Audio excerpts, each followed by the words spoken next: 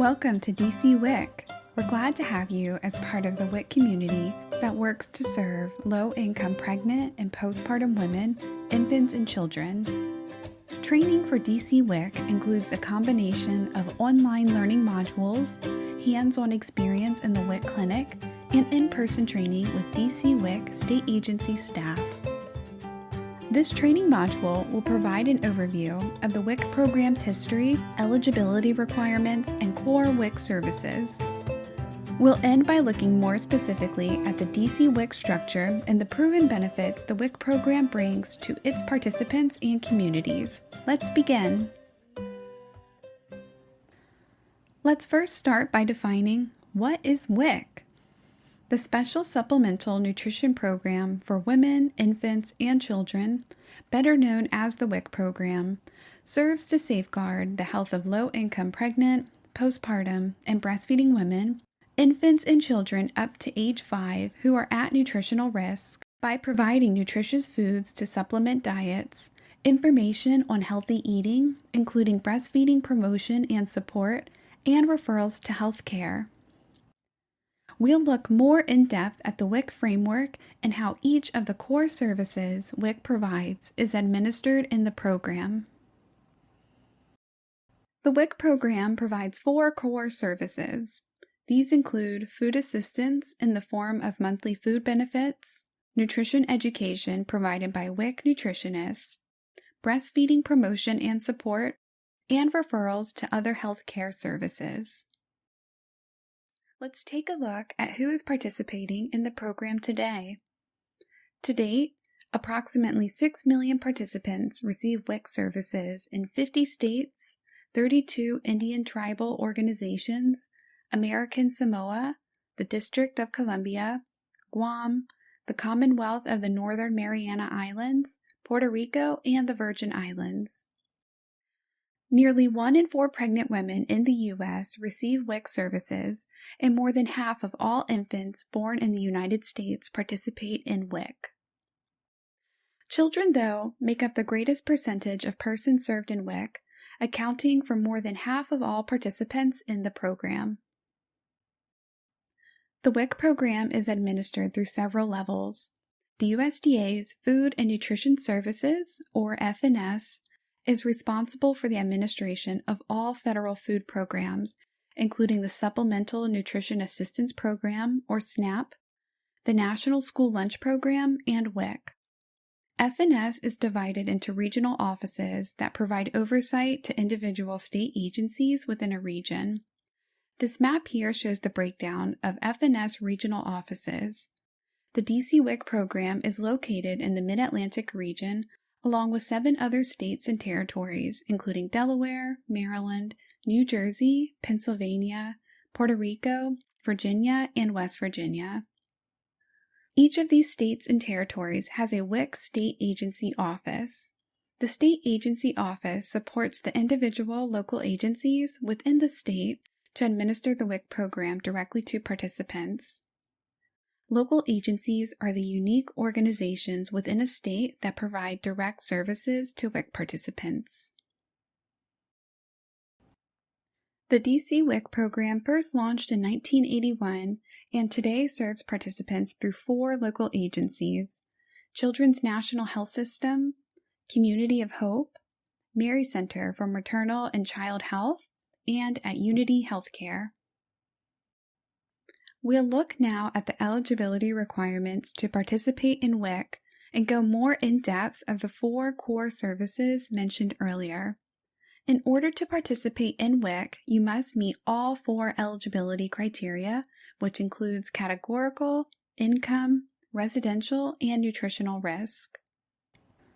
To be categorically eligible for WIC means that a potential participant must be either pregnant, experience recent pregnancy loss within the last 6 months, be less than 6 months postpartum if not breastfeeding, or be less than 12 months postpartum if breastfeeding.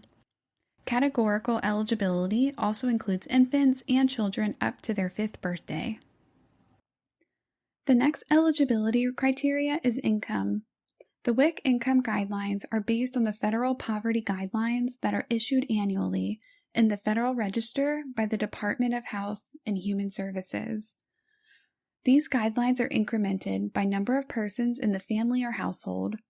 WIC income guidelines are set at 185% of the annual federal poverty guidelines. Potential WIC participants may also become income eligible if they demonstrate proof of participation in other income-based adjunct programs, such as Medicaid or SNAP. You will learn more about income determination and adjunct eligibility in the DC WIC Income Documentation Training Module. The third eligibility criteria is residential. This means each potential WIC participant must demonstrate proof of residency in the state or territory in which they are seeking to enroll in WIC. WIC participants may only enroll in one WIC program at a time. It is possible for WIC participants to transfer their WIC information to another state in the event that they move. Though not listed as one of the 4 eligibility criteria, WIC agencies must also check the identity of participants, or in the cases of infants or children, the identity of the parent or guardian when issuing food benefits. The 4th eligibility criteria is to demonstrate nutrition risk for each potential WIC participant. The nutrition risk determination can be made by WIC nutritionists, or this information can be obtained from referral data by healthcare professionals. Nutritional risks are generally grouped in one of 2 categories: medical-based risk or diet-based risk. WIC nutritionists determine nutrition risk through a medical and/or nutritional assessment. At minimum, height or length and weight measurements must be performed and/or documented in the potential WIC participant's file at the time of certification. Additionally, a hemoglobin test is performed for most WIC participants, especially if no other nutritional risk factor is present. More training will be provided in later modules that cover the WIC nutrition assessment, including staff responsibilities, counseling techniques, and how to document nutrition risk in the participant's record. Once all 4 eligibility criteria have been met, WIC participants are then enrolled into the program through an initial certification appointment and will receive the core WIC services listed here. Let's now take a deeper look into each of the core services. All WIC participants receive nutrition education as part of program benefits. Nutrition education can be provided via a primary or secondary channel. Primary nutrition education is tailored to the needs and goals of the WIC participant and is given in the form of nutrition counseling. As discussed in part on the previous section of WIC eligibility, WIC nutritionists must complete a thorough nutrition assessment to determine nutrition risk before nutrition counseling can be initiated with the WIC participant. The nutrition assessment involves several parts, including 1. Nutrition screening.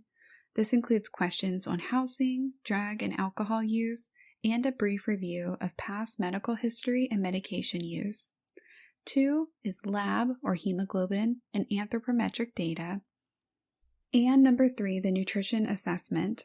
In addition to the information collected during the screening process in anthropometrics, the WIC nutritionist utilizes the Value Enhanced Nutrition Assessment, also known as VENA, to allow the WIC participant to share more details on dietary habits, nutritional needs, and express nutritionally focused goals they hope to accomplish. You will receive further training on the VENA approach in a later module. These 3 components come together to help the WIC nutritionist and participant identify participant needs and nutritionally focused goals. The nutrition messaging and goal setting from the WIC nutritionist is delivered in the form of individualized nutrition counseling. Secondary nutrition education may also be provided to participants who are deemed eligible, usually those of low nutritional risk. Secondary nutrition education has a more generalized approach to WIC participants and does not necessarily include a nutrition assessment in order to be provided. Secondary nutrition education can be administered through several means, including group education classes, approved online nutrition education platforms such as WICSmart, and one-on-one contacts either in person, virtually, or over the phone. The next core WIC service is food assistance. Food benefits are provided to eligible WIC participants on a monthly basis. The nature of the WIC program is that it is a supplemental assistance to a person's nutritional needs, meaning the program was not designed to meet 100% nutritional requirements of its participants. Food packages are customized to a WIC participant's medical needs and cultural and dietary preferences. The WIC program defaults to issuing the maximum monthly allowed amount of food benefits for each participant. These amounts are set by the WIC Program Code of Federal Regulations. Authorized food in the WIC program includes whole grains, such as whole grain pasta, tortillas, bread, rice, and oats, dairy products including milk, cheese, and yogurt, eggs, beans, peanut butter, breakfast cereal, 100% juice, fruits and vegetables, infant fruits and vegetables, infant cereal, infant meat, and dairy alternatives, including tofu and soy beverages. Nutritional standards are set for each food category. For example, approved milks must have sufficient levels of vitamins A and D. Approved breakfast cereals must have enough iron and be under a certain amount of sugar per serving. WIC-approved juices must contain enough vitamin C, and approved breads must have whole grains listed as the first ingredient. These nutritional standards help ensure that WIC-approved foods are good sources of the WIC program's target nutrients. WIC target nutrients are identified as part of program regulations. FNS must reevaluate the program's food packages every 10 years. The last review was in 2014.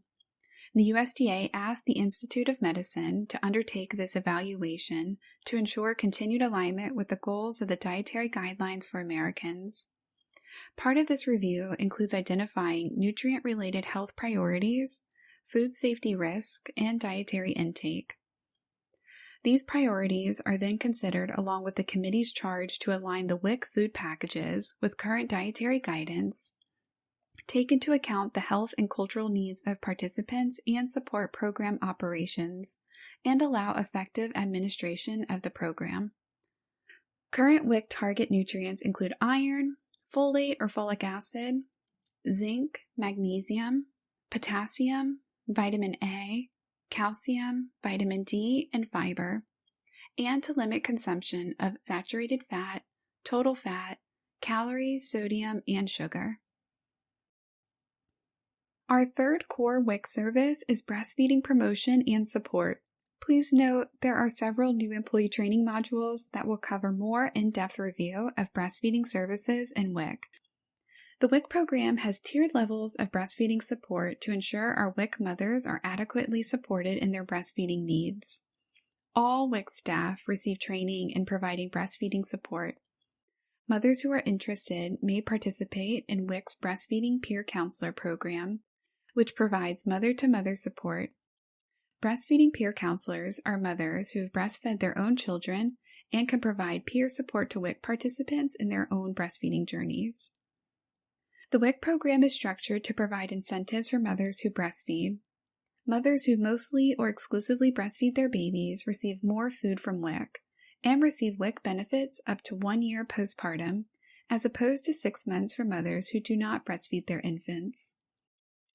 WIC further incentivizes and welcomes breastfeeding in the clinics. You'll find no imagery of formula or bottle use in clinics. Many WIC offices have signs that encourage breastfeeding wherever mother is comfortable and have breastfeeding designated spaces for mothers who prefer some privacy. Our fourth core WIC service includes referrals to other healthcare and community programs. WIC plays a role as a member of the participant's healthcare team. WIC staff will make referrals to healthcare providers for many reasons. Examples include infants who are not up to date on their vaccinations, missed lead screenings, low hemoglobin readings, and referrals for formula recommendations for infants with special medical conditions. WIC staff also make in-house referrals to staff with specialized roles, including registered dietitian nutritionist for high-risk clients and breastfeeding experts for mothers with breastfeeding concerns. WIC staff refer participants to adjunct eligibility programs. This can include the Supplemental Nutrition Assistance Program, or SNAP, medical assistance, temporary assistance for needy families, or TANF, and the National School Lunch Program as applicable. Mandatory referrals are also in place to ensure all WIC families are aware of resources for substance use. Additional referrals can be made based on participant needs. This includes referrals to other food programs, dental care, baby supplies, and other health services. Now that we've reviewed the core WIC services, let's review the staff roles that provide these services to participants. DC WIC has 4 main staff roles. The first 2 roles are designated for WIC nutritionists. They include Competent Professional Authority, or CPAs, and Competent Paraprofessional Authorities, or CPPAs. CPAs specialize in nutrition education and counseling to WIC participants. They conduct nutrition assessments and prescribe food packages appropriate for participants that can include special infant formula and special medical foods. CPAs provide nutrition counseling to high-risk participants, approve medical requests for special formulas, and often are licensed dietitian nutritionists and/or registered dietitians. CPPAs also focus on nutrition education and counseling and perform similar tasks as CPAs, but with a more limited scope. CPPAs are not authorized to provide high-risk counseling or perform formula approvals, but can otherwise perform the functions of nutrition assessment and education and counseling, make referrals, and provide breastfeeding promotion and support. Nutrition education technicians support WIC nutritionists through administrative-focused tasks. Nutrition ed technicians are often the first staff members WIC participants speak with when trying to enroll in WIC. They perform intake functions to determine WIC eligibility, take anthropometric data, and can provide secondary nutrition education to participants. Breastfeeding peer counselors are staff members that support our breastfeeding WIC participants. Peer counselors connect with mothers and offer peer support with participants in their breastfeeding journey. Additional roles and designations may be in place at your local agency. This can include a local agency director, local agency nutrition coordinator, local agency designated breastfeeding expert, and other roles. Your local agency trainer can talk with you more about staff roles and designations and what opportunities exist within your local agency for specialized experience. Many of the core WIC services that the WIC program provides is based on participant category. WIC participants are given a category designation in DC WIC's Management Information System, HANS.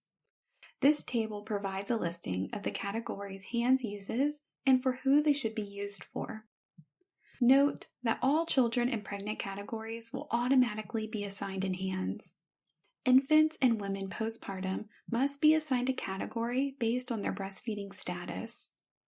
Mother and infant categories must match. The paired mother and infant categories are highlighted in the same colors on this table. The pairs listed include EN/IEN, which is exclusively nursing or infant exclusively nursing, PN and IPN, which is partially nursing, PN plus/IPN plus, which is partially nursing plus formula, and P/IFF, which is postpartum and infant formula fed. Each participant category is linked to a certification period. The certification period is the length of time a participant can receive WIC services from the moment they enroll in the program. Most infant categories will have an active certification from the time of enrollment until their first birthday.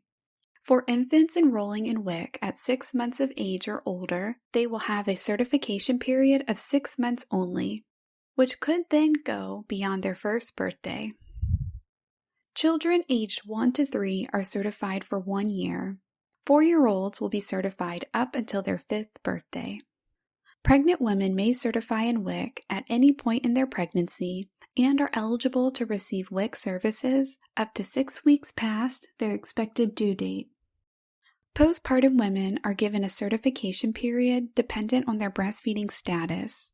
Mothers who are exclusively nursing, mostly nursing, noted as the PN category, and partially nursing, noted as the PN Plus category, will be actively certified in WIC through their baby's first birthday. Note the PN Plus category.